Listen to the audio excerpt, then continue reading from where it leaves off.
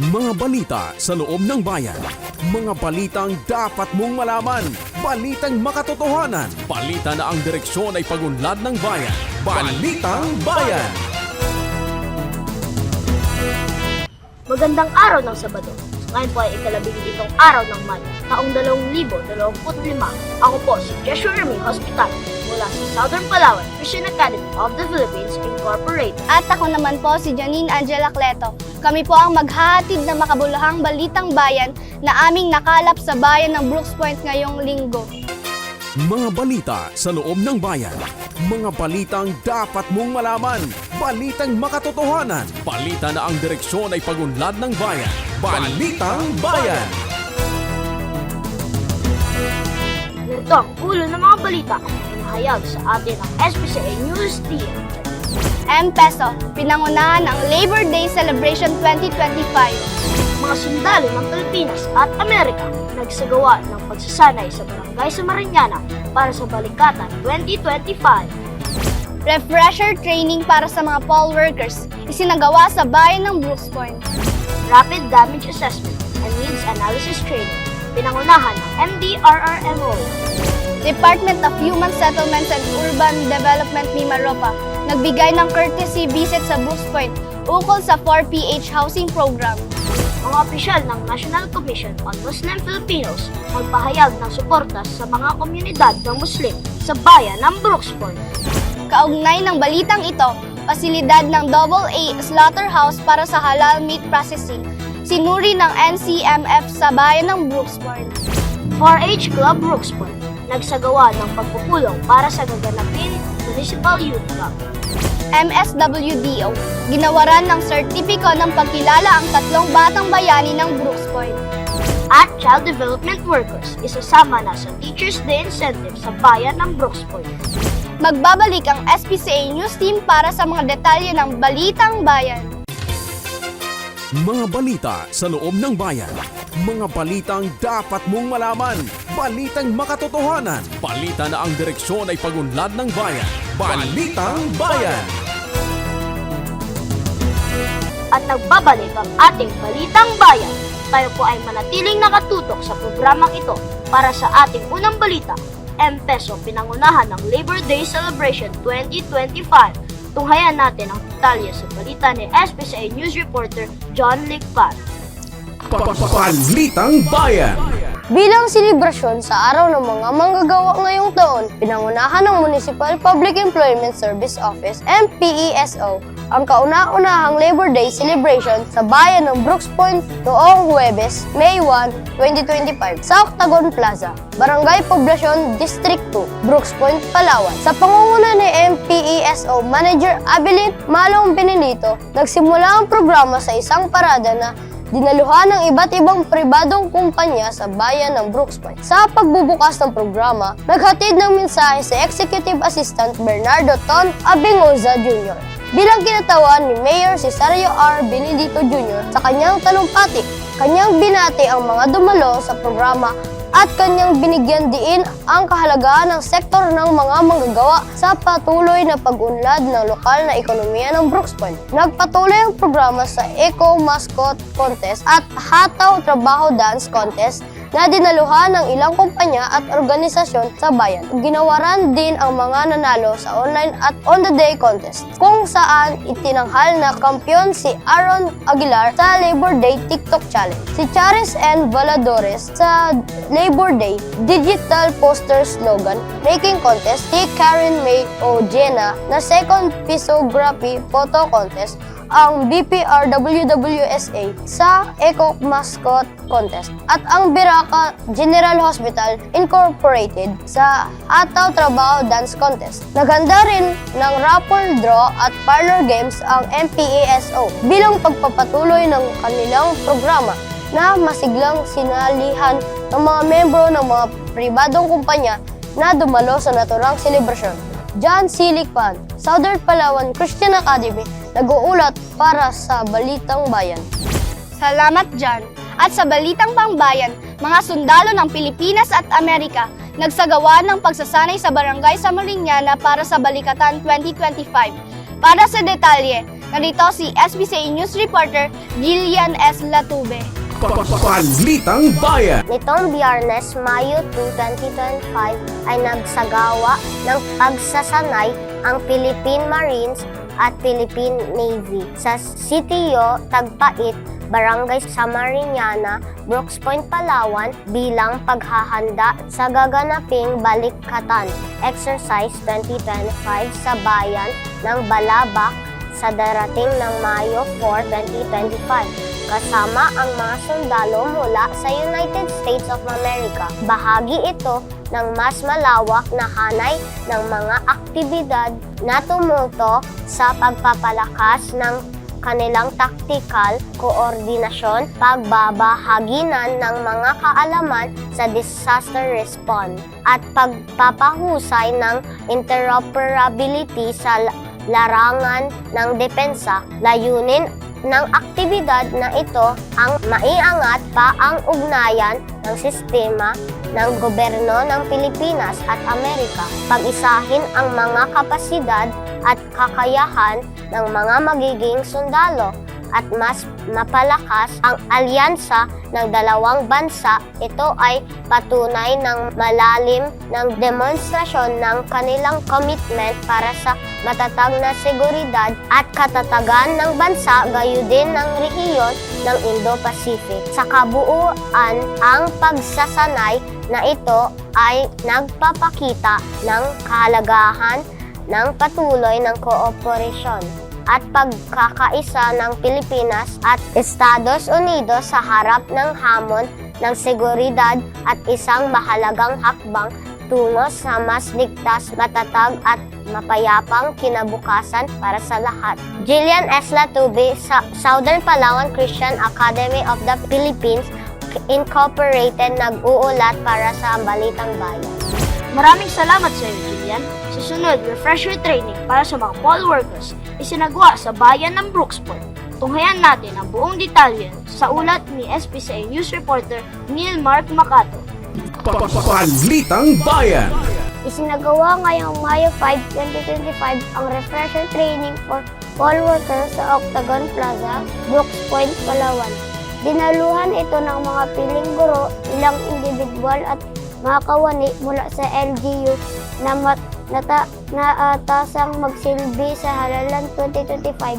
Saklaw na pagsasanay ang mga tungkulin ng Electoral Board Member, Chairpersons, Poll Clerk at Third Member. Pati na rin ang papel ng DASO Technical Staff bilang IT support ng COMELEC sa operasyon ng vote counting machine, VCM at transmission ng resulta.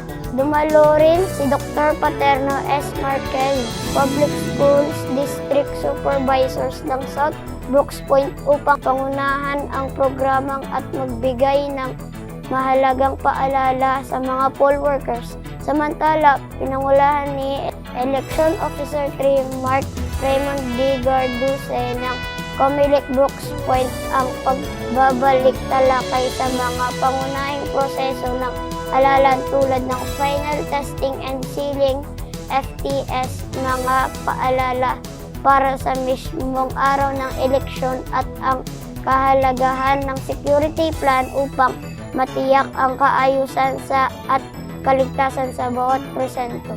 Nakatakdang isagawa ang final testing and sealing sa Mayo 7, 2025 sa kanilang mga presinto bilang bahagi ng paghahanda sa eleksyon. Magsasagawa rin ito ng tuloy-tuloy na pagsasaayos ng mga kagamitan at sistema hanggang matapos ang eleksyon. Nigyang diin ni Election Officer Garduse ang kahalagahan ng transparency at maayos na proseso bilang pagtugon sa tiwala ng mamamayan tungo sa isang ligtas, panatag at tapat na halalan 2025 sa Brooks Point.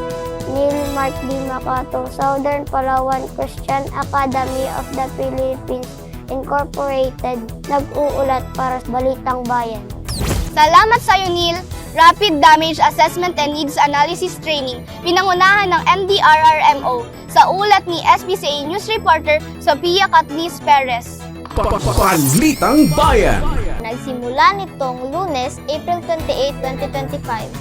Ang Municipal Disaster Risk Reduction and Management Office, Rapid Damage Assessment and Needs Analysis Training na ginanap sa God Building, Government Center, Barangay Tubtub, Brooks Point, Palawan. Unang tinilakay sa programa ang Disaster Risk Reduction and Management na tumututok kung paano maiwasan ang mga hindi inaasahang bagong kakaharaping panganib at mabawasan o mapababa ang kasalukuyang hindi magandang mga pangyayari sa komunidad man o mga tahanan at mas patatagin pa o bawasan ang anumang mahihinang pwersa sa pagbangon mula sa mga sakuna, aksidente o kalamidad. Kasunod ay ang mga aktibidad na may kaugnayan sa pagpapatupad ng mga estratehiya mula simula hanggang sa katapusan ng mga disasters upang maiwasan ng maaga sa paglala ng mga sitwasyon na maaaring ikabuwis ng buhay ng ibang tao. Sa pagtatapos ng programa ay nagkaroon ng evaluation sa naging kabuuhan ng pagsasanay ng mga participants na maaaring magamit sa pang-araw-araw na kalagayan ng bawat buhay maaaring dumanas ng mga pangyayaring hindi inaasahan. I am Sofia Catrice A. Perez, Southern Palawan Christian Academy of the Philippines, Incorporated, nag-uulat para sa Balitang Bayan. Maraming salamat, Sofia. Samantala, Department of Human Settlements and Urban Development Mimaropa nagbigay ng courtesy visit sa Brooks Point ukol sa 4PH Housing Program. Narito ang ulat ni SPCA News Reporter Rich King Balyan. Balitang Bayan. Isinagawa ang courtesy visit ng Department of Human Settlements and Urban Development o DSUD, Mimaropa na pinamumunuan ni Regional Director Marvin M. Ferraren nitong Abril 29, 2025 sa conference room ng New Municipal Hall sa Barangay Tubtub, Brooks Point, Palawan.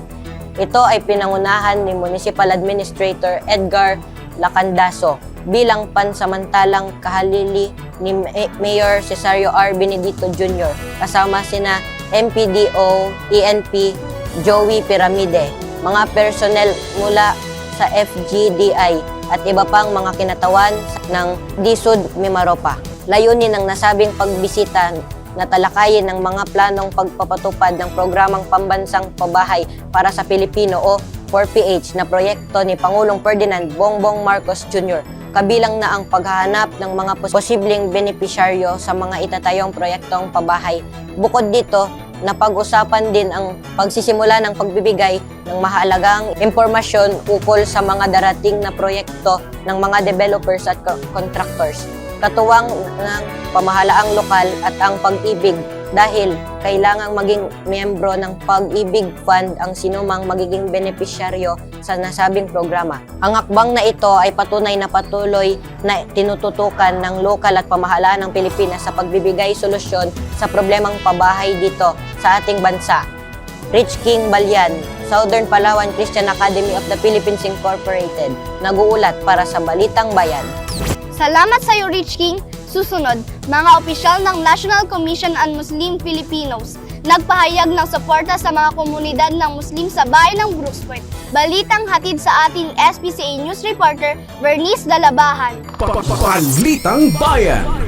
Isang makabuluhang courtesy visit ang isinagawa ng mga kinatawan mula sa National Commission on Muslim Filipinos or NCMF Mayo 5, 2025 na ginanap sa bagong gusali ng pamahalaang lokal sa Barangay Tubtub, Brooks Point, Palawan. Pinangunahan ito ni Regional Director of NCMF South Luzon, Cesar M. Maranda, CPA-JD, kasama sina Chief of Cultural Affairs Division, Alejandro T. Deron, Provincial Director of NCMF Palawan, Said Ali Keisha, OMO 3 Settlement Division Aliana A. Zaman, OMO 2 Settlement Division City Janica A. Mapabalaw, OMO 1 Settlement Division Narea G. Paca at Admin Assistant 4 Settlement Division Raihani L. Gamor mula sa Settlement Division ng ahensya. Sinalubong at mainit na tinanggap ng lokal na pamahalaan sa pangunguna ni Municipal Administrator Edgar Lacandazo at Municipal Civil Register Officer Salve Corazon Villaruel ang mga opisyal opisyal ng NCMF. Layunin ng kanilang pagbisita na rehistruhin ang mga Muslim community sa bayan upang maging legal na kinikilala ng pamahalaan at isulong ang kampanya sa civil registration, kabilang na ang pagpaparehistro ng kapanganakan, kasal, kamatayan, conversion sa Islam at revocation ng conversion. Bukod dito, tinalakay rin ang plano para sa pagtatag ng halal slaughterhouse sa bayan ng Brooks Point at ang mas aktibong partisipasyon ng mga Muslim. Isang hakbang ito tungo sa mas inklusibo at pantay na pagbibigay ng serbisyo sa mga mamayan, anuman ang kanilang paniniwala o kultura. Bernice Dalabahan, Southern Palawan Christian Academy of the Philippines Incorporated, nag-uulat sa Balitang Bayan. Maraming salamat sa iyo, Bernice. Samantala, kaugnay ng balitang ito, pasilidad ng AA Slaughterhouse para sa halal meat processing, sinuri ng NCMF sa bayan ng Brooks Point. Narito ang ulat sa atin, SPCA News Reporter Lance Joseph D. Pestaño. Balitang Bayan. Kaugnay ng naunang balita, bumisita rin ang mga opisyal ng National Commission on Muslim Filipinos sa AA Slaughterhouse sa Barangay Uring-Uring, Brooks Point, Palawan noong Mayo 5, 2025. Layunin ng ocular inspection na tiyaking may itinalagang bahagi ang pasilidad para lamang sa halal meat production. Alinsunod sa panuntunan ng pananampalatayang Islam kasama sa delegasyon sina Regional Director Cesar and Maranda, CPA, JD at iba pang kinatawan ng NCMF Settlement Division. Katawag sina Municipal Administrator Edgar Lacandazo at Municipal Civil Register Salve Corazon Villarreal. Nagbigay ng mga rekomendasyon ang NCMF upang manatili ang integridad ng halal meat processing tulad ng malinaw na pagkakahiwalay ng lugar para sa halal at non-halal operations. Layon nitong hindi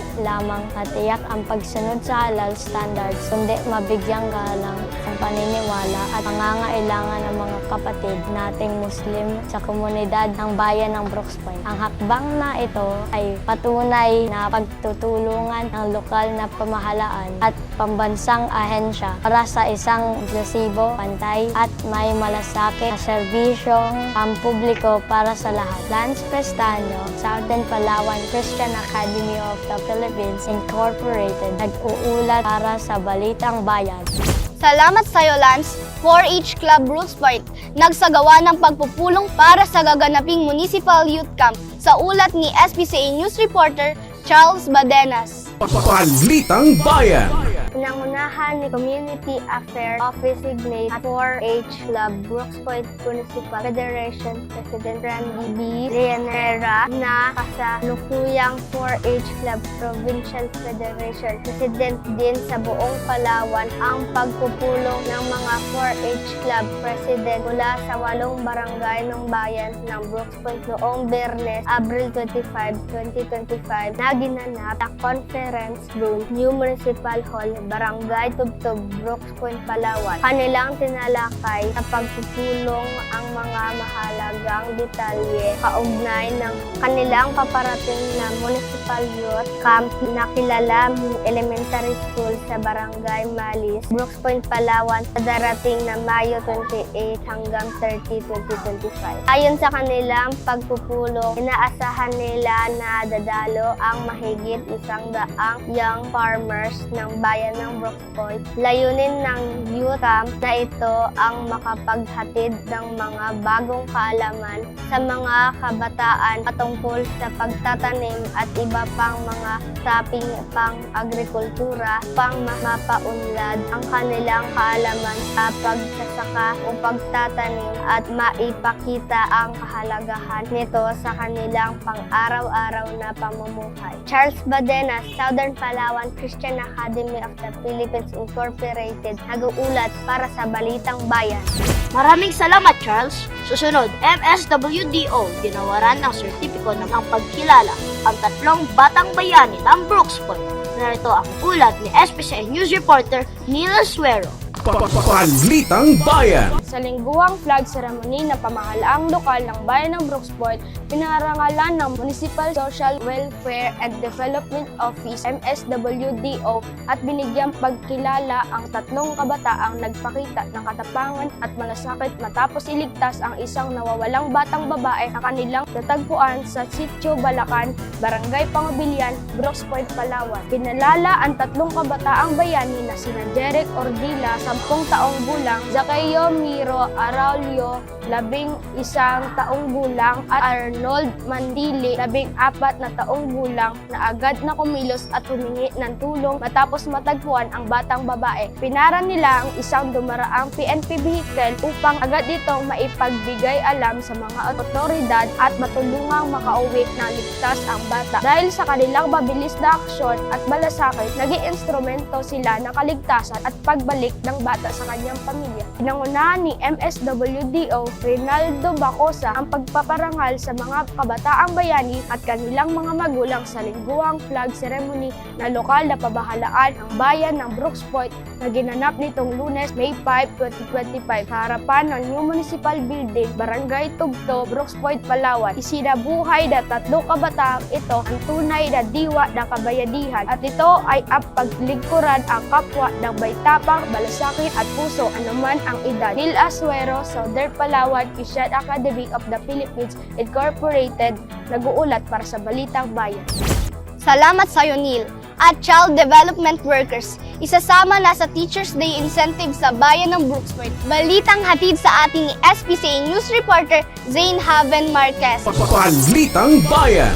Asado na sa ikatlong pagbasa ang ordinansang naglalayong isama ang mga child development workers sa Teachers Day Incentive Benefit at itaas ang nasabing benepisyo mula sa 1,000 pesos patungon 2,000 pesos para sa lahat ng guro, publiko man o pribado sa lahat ng antas ng edukasyon sa bayan ng Brooksport, Palawan. Ang pagbabago ng kasalukuyan Ordinance Number 2023-41 ay naaprubuhan tapos ang isang unanimous vote noong Martes, Abril 29, 2025 sa 237th regular session ng Tagoniang Bayan. Ang session ay ginanap sa SB Session Hall, New Municipal Building, Barangay Tugto, Brooksport, Palawan. Ang ordinansang ito ay inisyatiba ni Committee on Social Services, Women, Children, and Family, Honorable Sarah Jane Crespo Abon, at layunin nitong kilalanin ang mahalagang papel ng mga child development workers at itaas ang incentive para sa mga guro bilang pagpakita ng pagpahalaga sa kanilang sakripisyo at contribution sa sektor ng edukasyon. Zane Haven Marquez, Southern Palawan Christian Academy of the Philippines Incorporated, nag-uulat para sa Balitang Bayan. Maraming salamat, Zane. Manatiling nakatutok sa pakikinig at panonood ng ating programa, Impormasyon ng Bayan para sa lahat. Susunod na sa ating programa, Ang Talakayang Bayan. Ako po si Joshua Erwin Hospital. At ako naman po si Janine Angela Cleto. Kami po muli ang Southern Palawan Christian Academy of the Philippines Incorporated o ang SPCA News Reporters na naghatid ng Balitang Bayan. Mapagpalang araw sa lahat! Bayan ng Brooksport! Mga balita sa loob ng bayan. Mga balitang dapat mong malaman. Balitang makatotohanan. Balita na ang direksyon ay pagunlad ng bayan. Balitang Bayan.